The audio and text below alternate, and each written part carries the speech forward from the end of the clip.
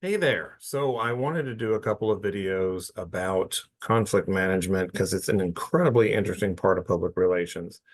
And I wanted to provide you with some examples. The book covers some examples, and I'll try to cover some in some other videos as well. But crisis management is one of those things that people think of as being a primary part of public relations. And I don't know that I would say it's primary, but it's definitely an important part. So we're going to look at that today. Well, gotta zip through where I wanted to go. Okay, so the first question we need to deal with is what is the role of public relations in managing conflicts? Well, part of it is that you're representing the company. Hopefully, you're monitoring all of your incoming information. So you're paying attention to the news, you're paying attention to emails and complaints and calls and all of that stuff.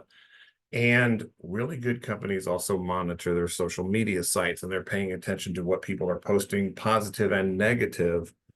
And then if they spot something that seems to be negative, that could go viral, that might really address an issue that you got to be on top of, then hopefully early the PR people will either they're the right people to address the situation or they contact the department, like maybe it's marketing or sales, that should respond to, let's say, a person's customer complaint.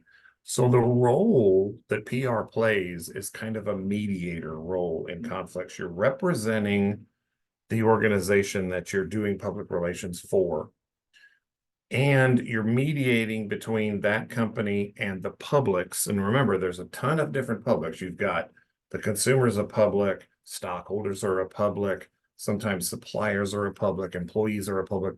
You're paying attention to all of these different publics and the information that's coming in. And even sometimes you're handling public relations aspects between two different publics. So maybe say suppliers and customers, for example, because some companies buy a lot of their components from a supplier and they use them in their products and then they send them out and they find out, oh, this isn't working very well and it's not something we do, it's something our supplier does. The public relations person acts as the mediator between the customer and where they get their sourced components, for example. And so there's a lot of different fields or areas that the public relations group will work in. And the goal is always to stay aware of the trends, stay aware of the stuff that's going viral, stay aware of the news wherever the organization you're working for appears in the news. Try to stay on top of that so you're keeping an eye out on all the information that's out there. It sounds like a huge job, and it actually is. And you want to know what's the chatter going on about the particular organization that you represent. And then hopefully you can address those issues that seem to be serious and you get those before they develop into a crisis. And maybe you can even reduce some of the conflict between the publics or between the public and the organization by mediating it early. Not always is that possible. There's some huge examples where that didn't work out. The Tylenol example that I mentioned in the video for the week is a good example. The BP oil spill in the Gulf of Mexico is another really good example of where things accelerate so fast. And in BB's case, their initial response even made it worse, that you go from everything's hunky-dory to, oh my God, the sky is falling, massive crisis in lickety-split time. And so we're going to look at one particular example here. And this is the Benetton clothing company. This is kind of old, but it's a good example of PR's response to a situation with a company they represent and the publics. And so this is the initial video. It's hard to get this image out of your head. President Obama locking lips with the president of China. The picture is photoshopped, but it's still creating a lot of buzz. The clothing company Benetton is behind the controversial ad campaign. When you're creating an advertising campaign, of course you want it to be an advertising campaign people remember. Local public relations exec Jason Mudd says the ad is definitely getting attention, but maybe not the right kind. Perhaps the most provocative ad shows the Pope kissing Egypt's leading imam. The Vatican is taking legal action, saying the ad is unacceptable. But Benetton is defending itself, saying the Unhate ad campaign is meant to combat hatred and promote closeness between people of all faiths and cultures. Today, with this campaign, we want to create a new energy toward tolerance, respecting the others, and finding the elements in common. Whatever the message behind the campaign, Benetton is known for its shock ads. Local ad exec Jason Mudd says they're doing it all over again. This is their attempt to take their fledgling company and try and, make it known again, make it mainstream, make it cool, make it interesting, make people want to buy their clothing. And tonight I spoke with the local interfaith group, One Jacks. They told me that they do appreciate the message Benetton is trying to get across, but they don't appreciate the manner in which they're doing it. Reporting live downtown tonight, Ashley Coleman, CBS 47 Action. So we know that companies don't always do the brightest things in the world. And we know that companies don't always run everything across their PR department to say, hey, what do you think of this great idea? And in this particular situation, one could argue that their intent was good. They're wanting to promote tolerance and acceptance and that kind of thing. But the way they went about it causes controversy. And, in this particular case, it's at the time the sitting president of the United States. They use them in an ad that's definitely not approved by the White House or the US government or anything like that. And then you saw the one with the Pope, and they're actually unhappy about that. Benetton at the time was operating off the idea that no news is bad news, right? Even bad news is publicity for the company. It's getting the name out there. It's getting exposure out there. And sometimes companies do that thinking that at least our name is out there getting attention. Public relations professionals would say that's really not a good way to go about getting attention. Bad attention, bad publicity is not good for your brand, and it doesn't get you in the kind of light that you're seeking. And so that was the case in this particular situation.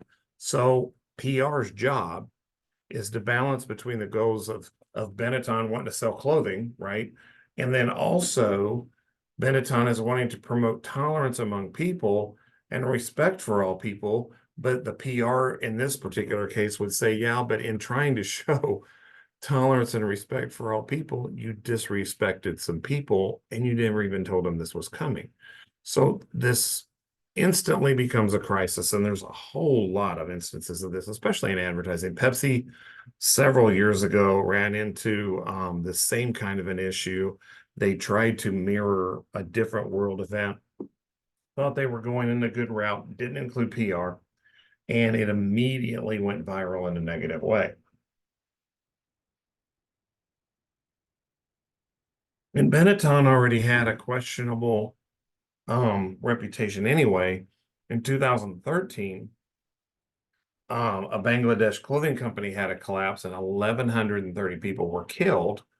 And of course, PR's got to step in. Now, this is one of those situations that something bad happens, it's going to go viral.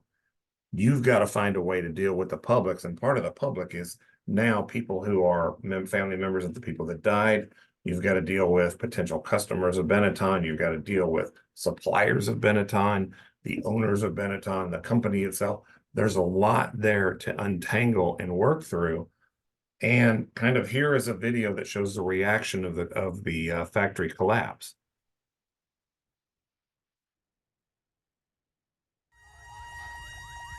Some 400 dead, hundreds still believed to be missing. Garment workers in Bangladesh paying the price for cheap clothing. Arrests were made over the weekend, including this man, Sohil Rana, the owner of the collapsed building that housed many garment factories. Still, there is plenty of blame to go around. And this tragedy can't go unnoticed. This has to be a turning point. These companies have to take action immediately to support the families of the people who are killed and injured. A number of Western labels and retailers used the factories once housed in this building. British retailer Primark said in a statement, Primark has engaged for several years with NGOs and other retailers to review the Bangladeshi industry's approach to factory standards. Primark will push for this review to also include building integrity. Primark faced a small protest this past weekend at its flagship Oxford Street store. But it's not always clear where our clothes are made. Many don't come with labels of origin. And NGOs say anyway they don't want to see a boycott of the Bangladeshi garment industry. So what do consumers think? Not many people really think about where their clothes come from, do they? I don't think that Primark can be 100% held responsible for it. In that case, we're all held responsible for anything we buy. It will play on my mind for a while, and then you'll end up going back to what you can afford. Bangladesh is a poor country in which clothing accounts for 77% of exports. But Oxfam, for one, calls its garment industry dangerous, low-paid, and exploitative. Workers were given a rise in 2010 to a minimum $38 a month. Oxfam wants an increase to more than $60 a month. For their part, retailers and Western labels say they have monitors in Bangladesh to check on factories and to make sure they comply with pay and conditions. But they rely on the government to inspect buildings. We are not going into the building safety in terms of construction safety. That is not part of our social auditing. Bangladesh now says it will inspect all garment factories. At the Rana Plaza building, loved ones still wait for word if any more survivors are found. Jim Bolden, CNN, London. Now, the reason that's in there is some of Benetton's labels were on the clothing that was found in the site. And so they also had to step in and have some discussion about, how the Benetton label is tied to this company. And it had turned out, if I remember correctly, Benetton had pulled out of that particular factory. But because some of their labels were found there, there's a negative light on the particular company. So then you have to start looking at what kind of relationship building do we need to now accomplish from a PR standpoint?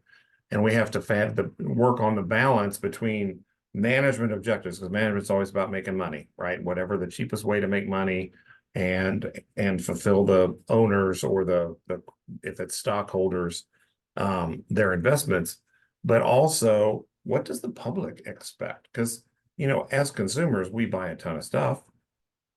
What do we expect, or what do we assume companies are doing that they may or may not actually be doing? And there's tons of ethical issues in here. And the public relations crisis management group then has to look at all of this stuff and manage the brand and manage the visibility of the brand so that it does the least amount of damage, or hopefully maybe even recovering, because in Tylenol's case, they actually boosted the brand, and figure out how do we overcome this particular problem and make things better. Benetton denied all responsibility for anything related to this collapse, even though they had clothing that had been found in this factory. So maybe it was that a lot of their stuff they were buying from the company, they pulled out of the company, but they had left, labels and supplies there. The company collapsed, the building collapsed, and they find these brands, even though they're saying, hey, we had nothing to do this, we don't even make clothes there anymore. Your stuff was found there. You still now have a crisis that you have to deal with. You still have to figure out how do you make your publics whole again and recover the brand image in some way. And so that was a very real issue then. Oh, Lord. My brand is not looking good from being able to handle a computer, is it? So what did Benetton do? They spent about 2 years trying one particular tact, which wasn't working out very successfully for him. And ultimately, 2 years after the collapse, Benetton signed a multi-stakeholder agreement. So that's suppliers, customers, employees, stockholders, It included global retailers, manufacturing trade unions to pay more attention to where their clothing is made, and in places where their clothing is made, what are the working standards for the workers? What are the safety standards? What are the pay standards? How are they getting breaks during the day? You know, what more focus is put on the conditions than just the dollar value of what we're buying the product for. And this is something that public relations officials have to deal with on a regular basis. So I don't want to go any further on this particular quick tip, but that's an example of the type of situation that public relations firms will run into when they're having to deal with different kinds of crises and even potential crises. And we haven't really looked at how they address it, but it's more of an awareness of all of the possible things that could come up. And the eyes that you have to have out there looking at all of the possible situations that can happen and how would we respond to different situations and what would we do to try to help with the brand recognition or the brand impression with all of our different publics. So that's it for this quick tip. I'll put some more out later. Talk to you later.